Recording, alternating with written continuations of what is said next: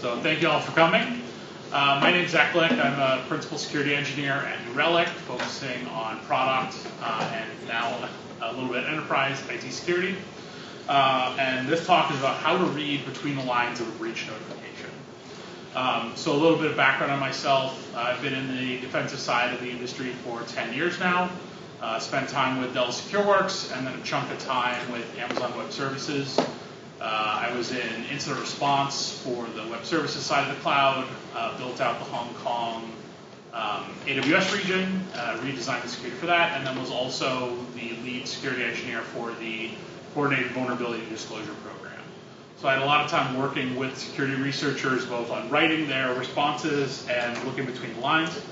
I'm also a co-organizer for Buffalo Open Coffee Club, or Buffalo Startup Coffee, or Buffalo Coffee Club. We have not picked a name in 4 years. It is every Tuesday morning, 7:30 to 9 at Ponce Co-working Space. Free bagels from the bagel jar, so please come on by. It's folks building businesses in Buffalo, whether you're in tech, marketing, legal, we got all sorts of folks there. I'm also one of the organizers for DevOps Days Buffalo. It's coming to Seneca One this September, and we've got a 15% discount for all BSides Buffalo attendees. So grab your tickets now. Shouldn't there be DevSecOps? That's part of the conversation. You know, the sec is implied. So a disclaimer for me, I'm not a lawyer, I'm not a compliance specialist, I'm a security engineer that has read a lot of words. I also am not speaking on my own behalf, not on any employer's past, present, or future.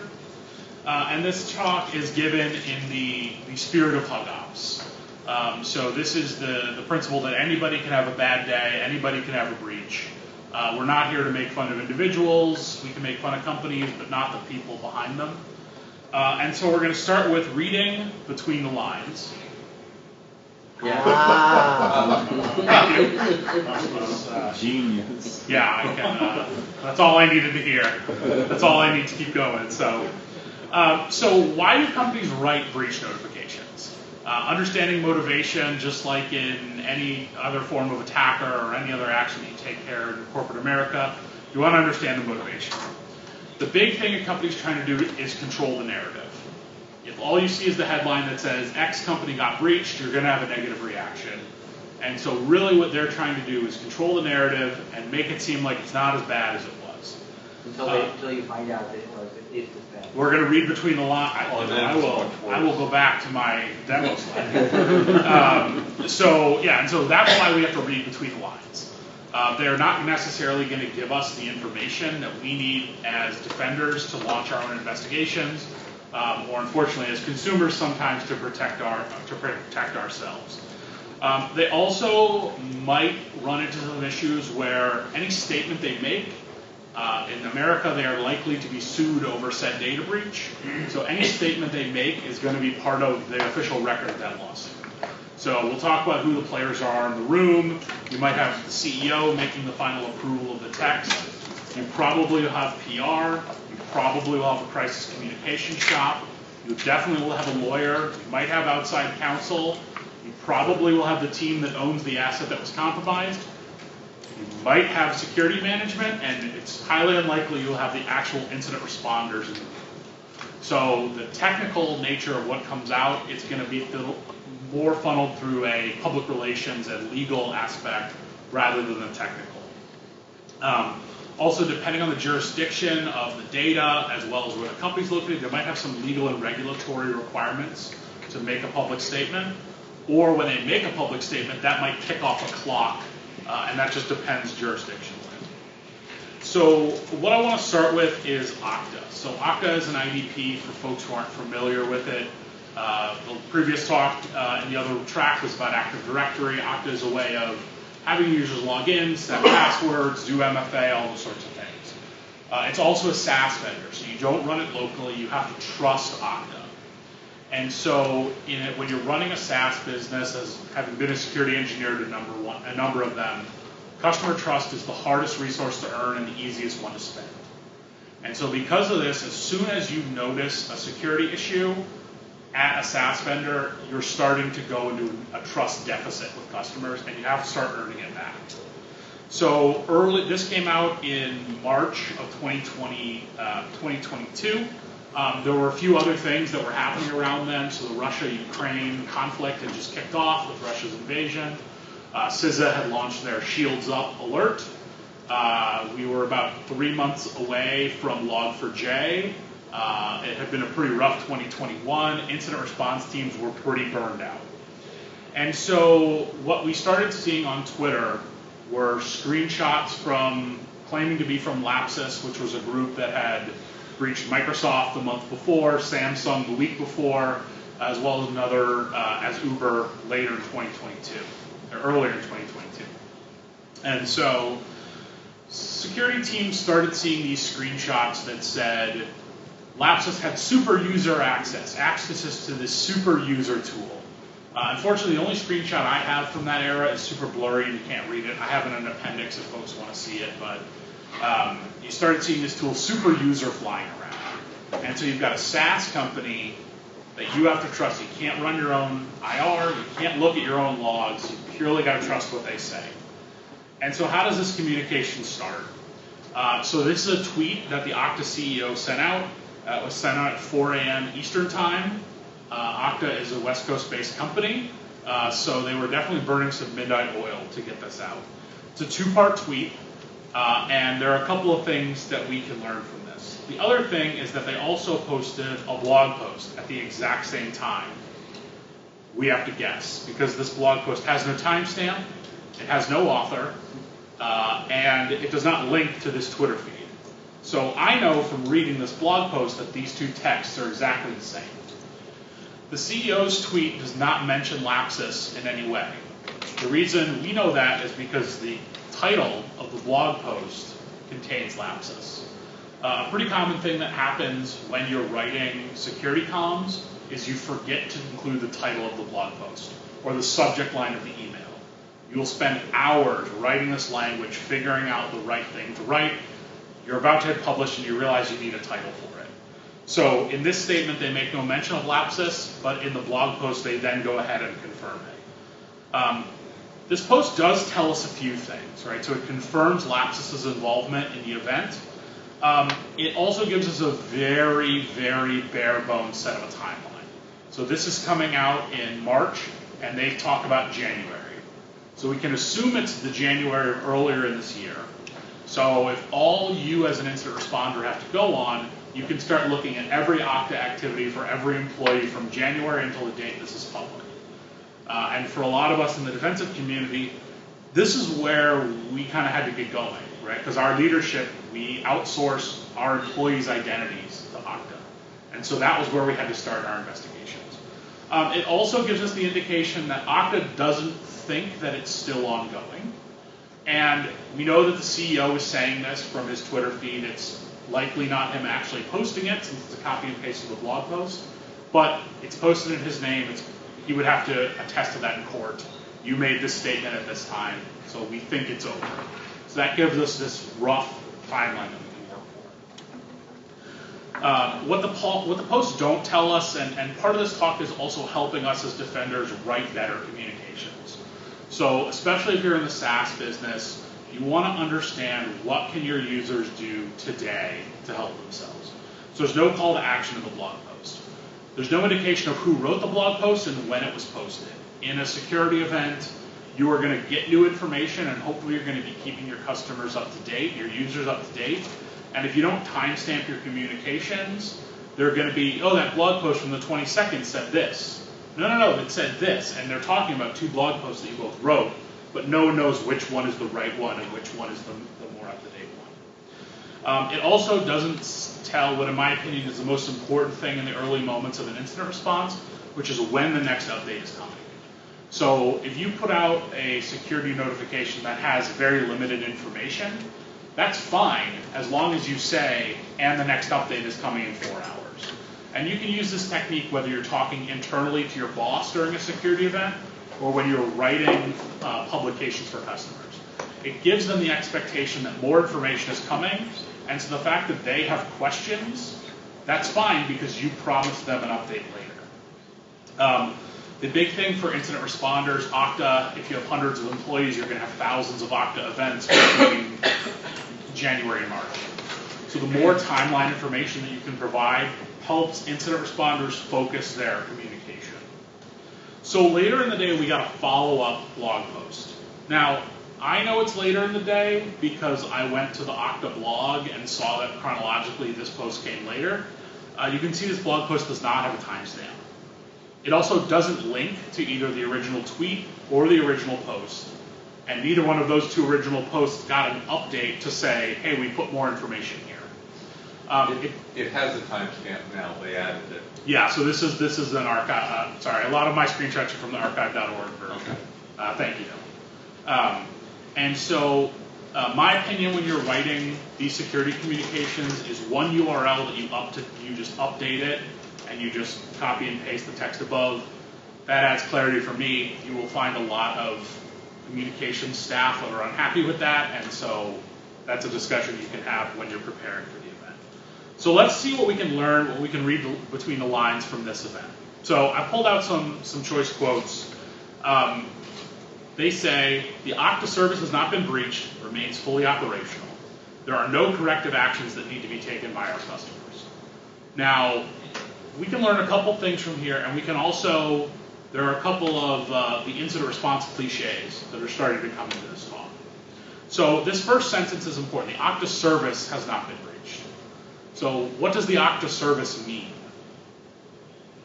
Nobody really knows. It doesn't have a definition. Now, if the CEO was asked in court, you said the Okta service wasn't breached, but an employee's laptop was breached. Well, technically, that's not the Okta service. That's an employee's laptop, not the Okta service. So it doesn't really tell us what happens. Also, there was never a question that this was an availability event. So the fact that they add the and remains operational, fully operational battle station, that lets them say something nice. Hey, we're still running. That's great, right? You're trying to change the perception that comes from this has been a security breach. Possible deniability. Exactly. And the last sentence, this gives us another little weird thing. What do you mean there are no corrective actions that need to be taken? You've used the word corrective in there. Does that mean there are response actions I should be taking? Does that mean there are, what does that mean? So this sentence really threw us for a loop as we were starting our investigation, right? Obviously you were breached, and we saw, the only information we have as defenders is what's public. And so we saw a breached laptop with an application called super user, and now you confirm that there was an event, but don't worry, your service wasn't breached. So this is trying to make people feel better, but as a defender, it's giving me more and more questions. And if I was on the team that decided, we're not going to run our own AD, we're going to go with Okta, leadership is going to start asking those questions to us. So now we get to the good parts of this new statement. So they gave us this 5-day window between the 16th and the 21st. So as a defender, this is great, right? Anytime you can put a date range on your query, no matter what system you're using for your investigation, it's going to help you narrow down the timeline. You can do a more firmer or a more in-depth dive. And now they give us the information. It wasn't the Okta service that was breached. It was a support engineer's laptop. Now, again, this is where this statement gets great. The ability for Okta to be able to get this through legal compliance, outside counsel, the CEO, all the people, they had to be incredibly confident at their internal data controls. So I'm not going to read this whole thing, but I'll point out the last sentence, right? Yes, you saw this thing in a screenshot, and it gave them the ability to reset passwords and MFA factors, but they aren't able to obtain those passwords. This is a clear statement of fact that this company is making during a security breach. So if anybody, any lawyer, plaintiff's attorney, class action lawsuit can prove that that was not the case, this is an open and shut case. They don't have to prove intent, they don't have to prove negligence. They've got an official of a publicly traded company making a fraudulent statement during a security event, lawyer fees. Good job. So the Okta event earlier this year it started off pretty rocky, right? There were many hours where we were not sure. Okta's support staff and account teams did not have the information to at least, they didn't know this was coming, right? So if you are working a breach and you're a SaaS vendor and you have account teams, make sure that your field staff is breached so that when the CISO of your large companies comes to you and say, we've got a breach, what's going on? Their answer is, I don't know, what are you talking about? Because they're not on Twitter and they're not reading the company's official blog, right? Over communicate, even if the answer is, yes, I know we had an event, I don't have an update for you now, but I'll have another one for you within 4 hours. Or, I'm not running that event, it's being coordinated out of here, here's the email alias to reach out to. So if you're working on one of these types of breaches, make sure that you feel comfortable making this type of a statement, because this allows you to really prepare for a breach. So we talk about assumption of breach in security. You can also talk about how does that assumption of breach translate into writing a breach notification before it happens. Because if you can't write a statement like this, you're not comfortable with it in an internal email, you don't necessarily have the controls in place. So I want to talk about another event as we're about halfway through. This is one of T-Mobile's data breaches from 2020, not the one from 2018, not the one from 2019, not the second one from 2020. We're talking about the first one from 2020. Not the one from 2016. Negative. So this one is actually pretty interesting. The one from like 2 months ago, I think. No, that is true. I am a T-Mobile customer, if anyone needs to know that. So the interesting one from T-Mobile's perspective, what can we read between the lines here? So T-Mobile said that this breach happened because an email provider was compromised and there was a bunch of information sitting in the email inbox. And so they were able to identify which customers were impacted, and they sent out individual text message to individual customers. They also used 2 separate URLs. So this CPNI notice, which is customer proprietary network information, which is from a specific US federal law that defines that term, was sent to any customer that did not have financial information impacted in the breach. Whereas this PII notice went to customers where their social security numbers and financial instruments were included in the breach. So this tells us how much access the attackers had access to. Because if T-Mobile was able to make this clear statement and not notify customers who met this very specific definition in federal law, that means the attackers had the exact same information. So this is from the first breach. I'm gonna, sorry, sort of got very bright all of a sudden. So we always, this is a cliche you will find in security breach notifications. Sophisticated attacker that we quickly shut down. PR people and lawyers are going to want to put this adjective on your breach notification because sophisticated attacker does not have a formal definition. It could be anything, right? They used a computer. They used a computer. It was a computer-facilitated attack is another one. No, yeah, doesn't it make them look better? Like, it wasn't just some lame attack. It was this really intense, sophisticated cyber attack. And he stopped it. A persistent attack. Yeah. Right, shut down quickly. What does that mean? Right, on the galactic time scale, if it takes you 6 months to find an attacker, well, the universe has existed for billions of years. So it was quickly. So it was pretty quickly that we shut it down, right? You can defend that. And then it also says, which may have impacted some of your personal information. Now, they sent personalized text messages to their individual customers. So they know what information was impacted, but again, some of your personal information, because T-Mobile doesn't have your astrology sign. It doesn't have your shoe size. It doesn't have any number of things that we might consider personal information. So they can add this qualifier here, and they can defend it. Now, this was an interesting one.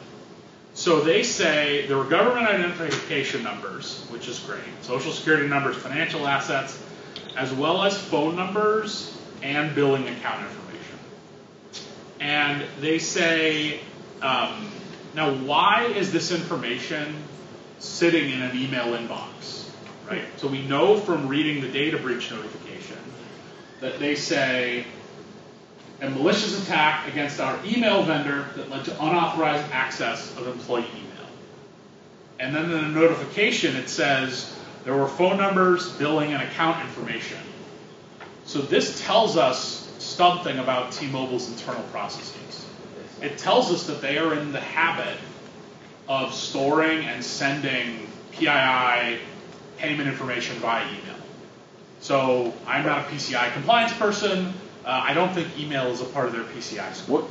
What do they mean by government identification numbers? Because they call it social security numbers. What other government? They have like driver's license numbers. Oh, driver's driver's license license. numbers, military IDs. Got it. They also have Canadian customers, and they have. It's Oh, okay, Yeah. got security it. numbers. So- something else.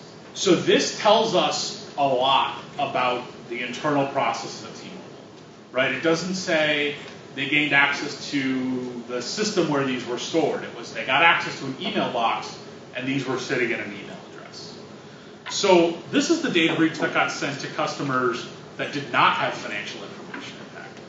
And so in this one, they go a little wild, because this one, they don't have to talk about financials, and so they can make statements like this: that we are not aware of any evidence where the information contained in the affected email accounts has been used to commit fraud or otherwise misused. So they lost your information. They're not aware that it's been used for anything wrong. They have no idea It's what beyond happened to it. silly, right? It's beyond silly because it could happen anywhere in the world. So Yeah. it's just such a crappy statement to make. And so the other thing here, when there isn't direct financial information involved in a data breach, you'll see this cliche. This is another cliche that you can pull out. And the reason why this gets pulled out is because it's very easy to say, this credit card number was stolen, this transaction was made, right? And I got that credit card on January and then it got leaked here. Clearly you're at fault because I've been involved in the TJ Maxx breach, so I got a new credit card. Whereas when PII is lost, it's much more difficult to tie a specific PII loss to a specific attack. So any OPM friends in here? OPM friends? OPM breach? OPM breach. Home Depot breach? I'm in that one. T-Mobile breaches.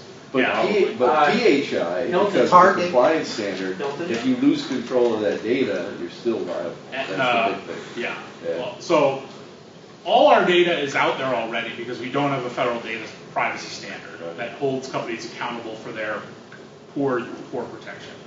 And so they can make this statement that even if your email does start getting some spam, right? Well, you made a political donation with that email address, so you can't prove that it came from here. You gave that email to your, cousin's Girl Scout cookie sale. They might have sold it, right? So you can make this statement truthfully because they don't have global logs of how every single email address in the world is used for everything at all times. So this is a perfectly valid statement to make. So what I want you to think about as you leave is prepare for your own notification. If you're a defender at a company, know who is in your communications chain. So does your company use crisis PR? Do they keep it in-house? If they do use crisis PR, how do you invoke that? Know who your legal team is. If you're on the security team and you don't know who your lawyer is, get ready because you will eventually know them and be friends with them, and they're great people. Some companies might also make use of outside counsel in the event of once a security incident is declared. Some companies might keep it in-house. If you can find that law firm that your company uses for outside counsel, ask for other data breaches they've been a part of, because you're going to see what type of statements that they make. It's a little odd, but as a security defender, it's really helpful to know the voice of your company. So how do blog posts read on your company? Does your company have a blog? Do you use email notifications? What are some of the systems that you're likely to get involved with?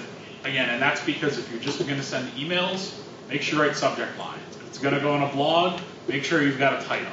If it's going to go on social media, you might not need those things. If it's going to be in all these channels, make sure you know all the channels ahead of time. As security professionals in this room, we're all going to fight to avoid these cliches, right?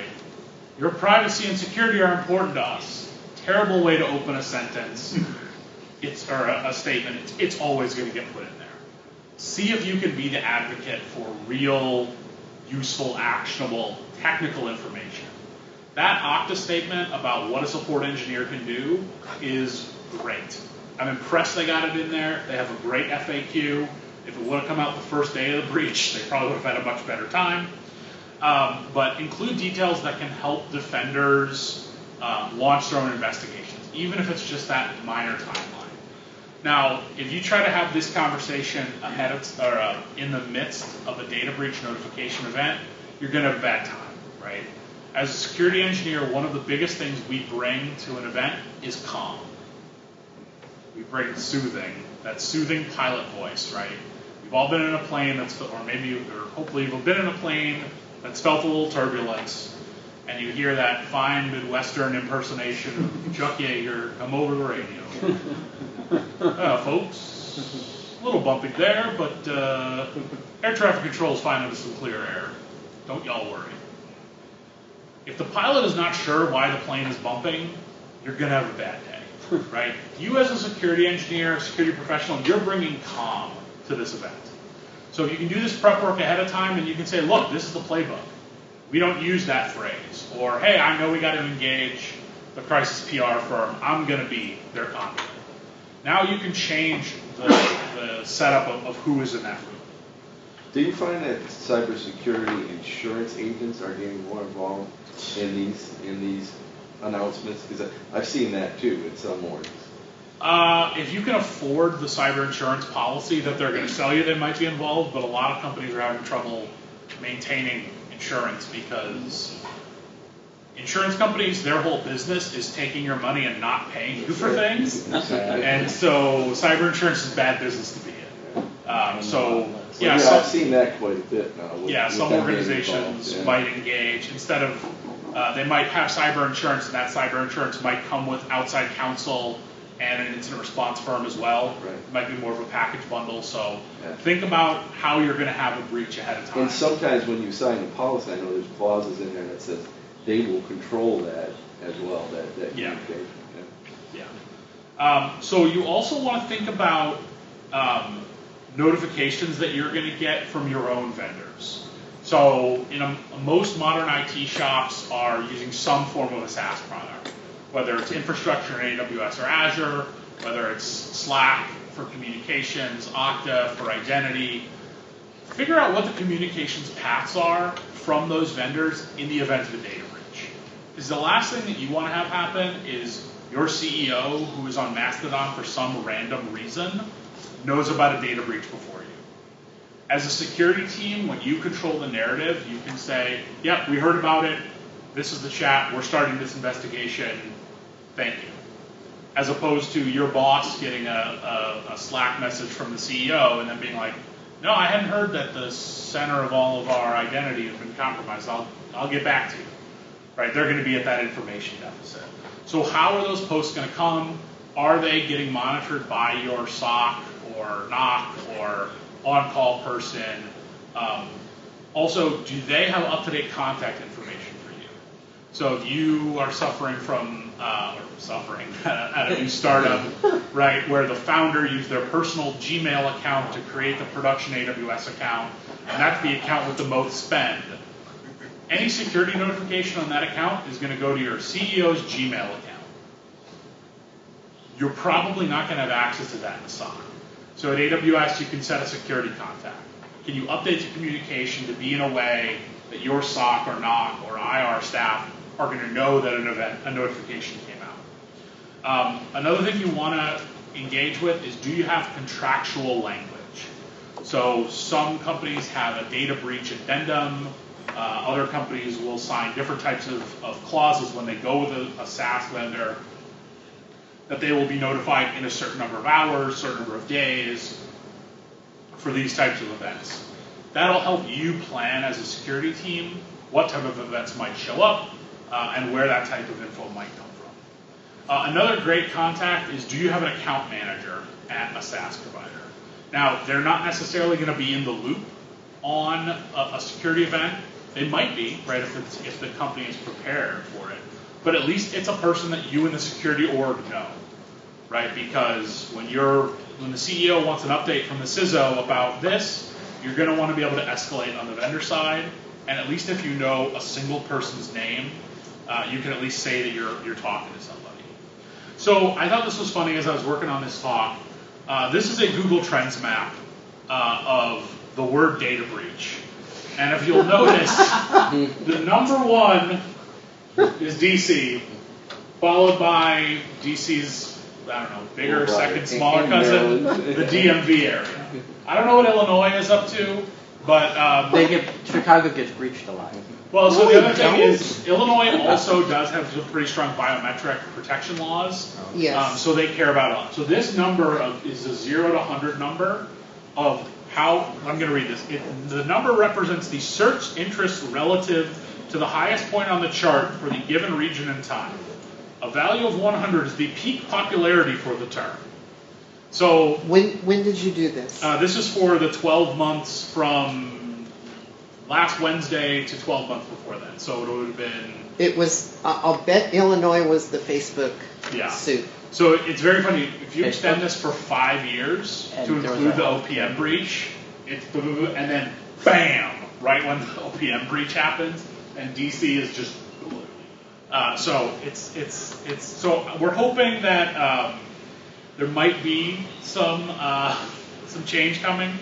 I've got some other breaches I can run through. I've got some Uber slides, but I want to open up to the room, see if anyone has any questions. Yeah. I noticed you said that when the communication is being composed, that the security people are no longer in the room.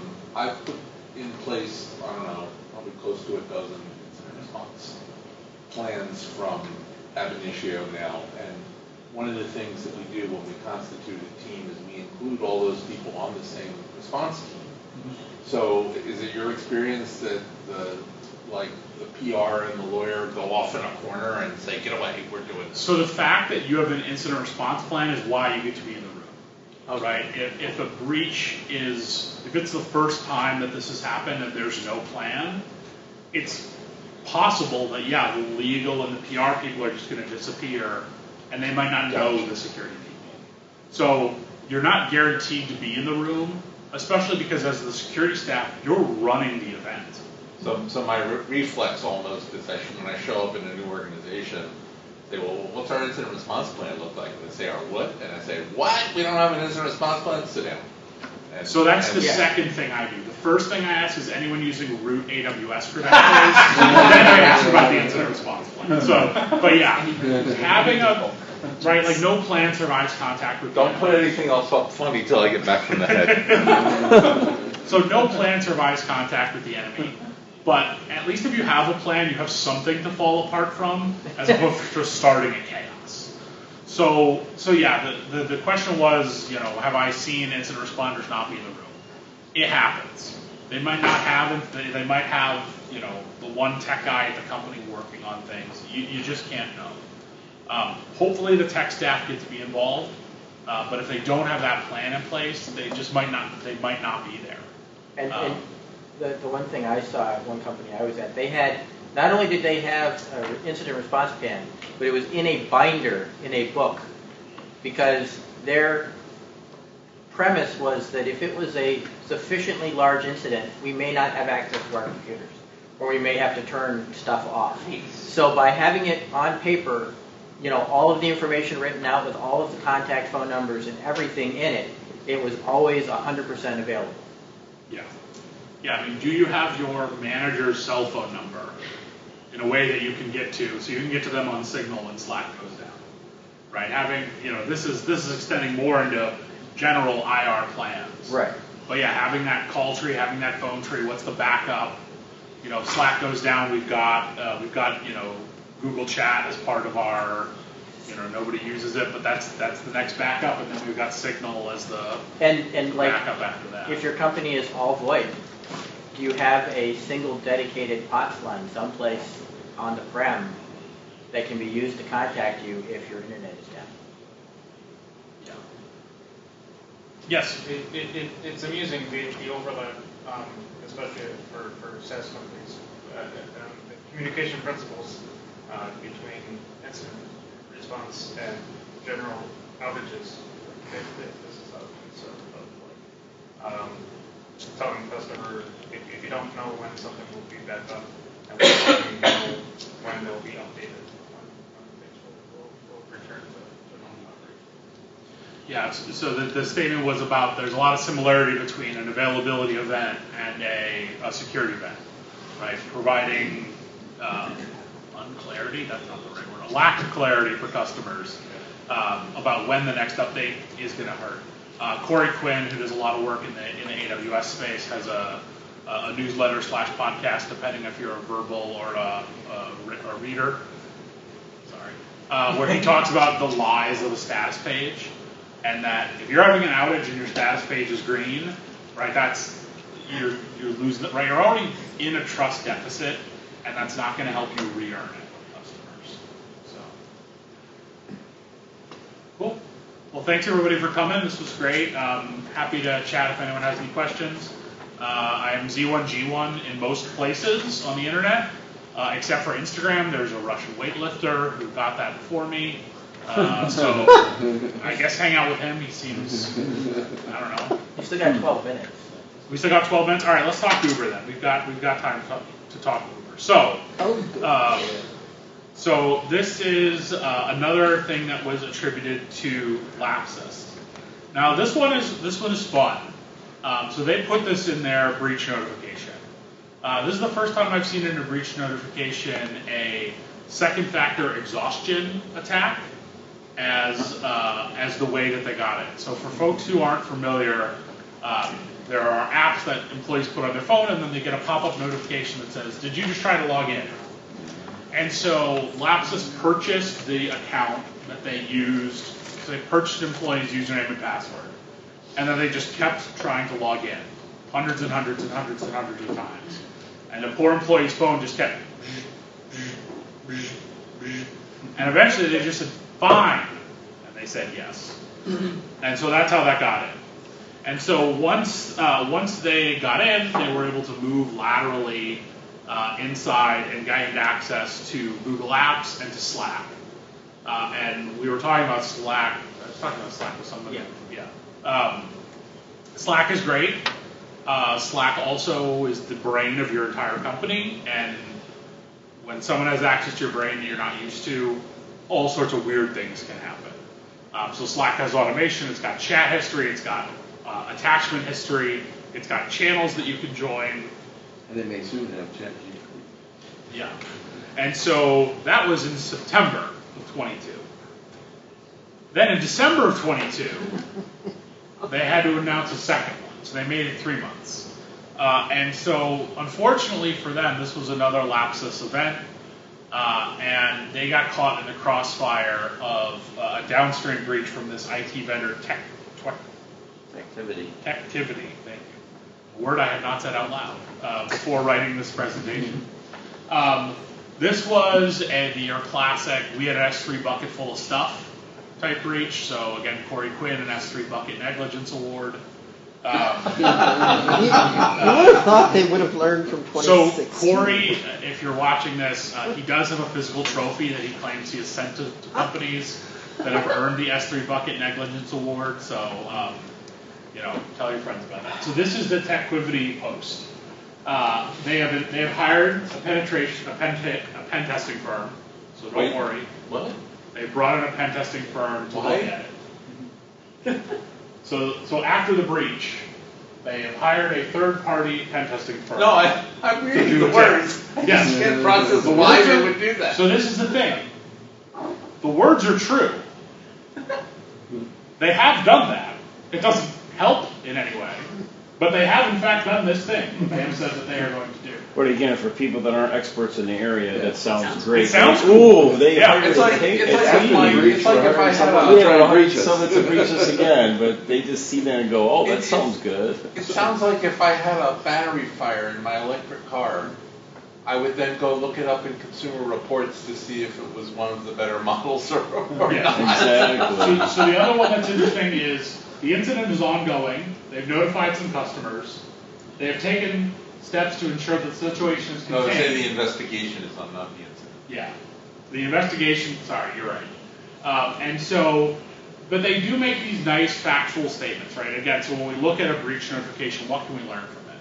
And one of the things is they were able to know what their system stores in S3, which is good. It was stored in an open S3 bucket, which is not good, but they did have this information. I love they said they've prevented this type of event from happening again. Should they say in parentheses, at least for the next 10 minutes? I mean, how can they make that claim, we're prevented from happening again? So if I were asked to read that, so the classic thing in a legal movie is like, Mr. Glick, can you read the highlighted passage? So if the CEO had been given that and said, read this highlighted passage after you got hacked another time, you could say, well, the facts of the case were different this time, right? That time they used an open S3 bucket. This time they used compromised S3 credentials. Variance that's defendable. Right. Yeah. Okay. This type of event. I have to ask it's a new event. Very Yes. This is It's Uber. legalese, writing right? to This this. is TechQuivity, Hilarious. Uber's IT vendor who wrote this. So Tectivity wrote this to whom? This is on their blog or on their website. So TechQuivity is an IT asset inventory system, from what I could tell from their marketing materials. Okay, because I couldn't make sense of the data items. Yeah, and so Lapsus found this S3 bucket that was full of TechQuivity's customer information. And not encrypted with private keys. And they That's just the problem. don't. And they just don't apologize. They sincerely apologize. This was asset tracking for Corporate That's or like IT saying assets. we're the reliable So, tech support. how does the work location details cross over with not revealing the home address if a bunch of people are probably still working at home from the pandemic? Because the work location only contains Because the it doesn't city. Does it? necessarily It only line. contains the city. Yes. It is technically. Oh. I did not include the Futurama quote, but yes, technically correct. If they are working from home, your work location happens to be your house. It is To a be work exposed. location. Well, but it's only the city. It doesn't give. It wasn't the full Full address. address. Although, depending on the city, that could be an issue. Yes, the city of Chautauqua, New York. There's not that many tech workers that work Right. in this. Versus, Chicago. Yeah. So That's why we're the best city in the world. you do have a train restaurant that I do want to go to. I want to go to the Junction Cafe at some point. They apparently serve your food on railroad flat cars that come to your table. Oh my God! That's in Chicago? Yeah. What's it called? I live here and I don't know about this. What's it called? The Junction Cafe. All right. Please give this talk a 5-star review. Use coupon code ZACK06 when you check out the Junction Cafe. Hey, I'll There's treat also, you if... Here in town, there's Wind that just opened up that has robot servers. They're not little. So like I grew up in Seattle. There was a restaurant in Seattle called the Iron Horse, which my mom still is traumatized about the food from because it was apparently that bad. But she took her 4 or 5-year-old son because he loved going there. And they would serve your food to you on a little train car. So I have like very fond memories of this restaurant that was closed when the Superdome So you want to get some exploded. food on a train car that's actually good. Yeah, well, we can hope. But Here it is. there you go. You sincerely hope. I sincerely hope that it's a good restaurant. You take the quality of the food very seriously. You gotta use those adjectives. Burgers and wraps get delivered by model trains. You gotta use those adjectives. That is... There you We go, actually the have a Junction pretty good Cafe brewery. and Restaurant. Wow, they got 22 One in votes. Oh, only 22, I can't read. 22 votes with 5 stars out of 22 votes. That's, The Junction Cafe. Well, over 2,000 likes. That's the Fiji Islands. I don't Oh, think it's that's the one. closed. Oh, that's in the Fiji Islands. Yeah, that's not it. It's the Junction Diner. Is there an island off Chicago, In called the Chicago. Fiji Islands? I mean, the Great Lakes are pretty great, though. Going to the Junction Try Diner. to bait and switch. This is why we need to go to the DevOps Day Junction, there it Organize is. this thing. In Chicago. Yeah. Awesome. That only had a great food and 3.0. fun times. They only had a 3.0 out of 5. If you look at maps, it's 4.4. It's in Forest Park. PBS Kids. So That was back Forest to your Park. childhood. The Junction Express rides the rails along the diner counter to deliver your order.